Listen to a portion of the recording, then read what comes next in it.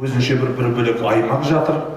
Бірақ Арал өңірінде Мырзас деген елді мекен бар. Сол Мырзас деген елді мекеннен заманында Нұртуған деген үлкен шайыр шыққан.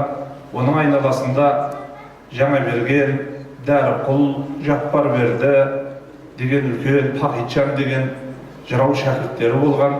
Жалпы сыр бойының жыршылық дәстүрінің ішінде бір алабөтен мектеп қалыптастырған адамның бірі Нұртуған.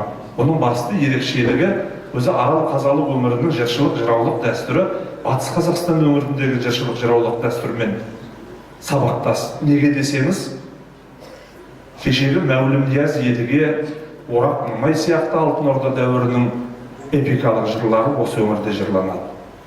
Сол үлкен жыршылық мектептің көрнекті өкілі ортада қарындасымыз Шолпан Бәйімбетова келіп отыр. Қашағанның атамекендеген тәрбиесімен Шолпанды қарсы алайық.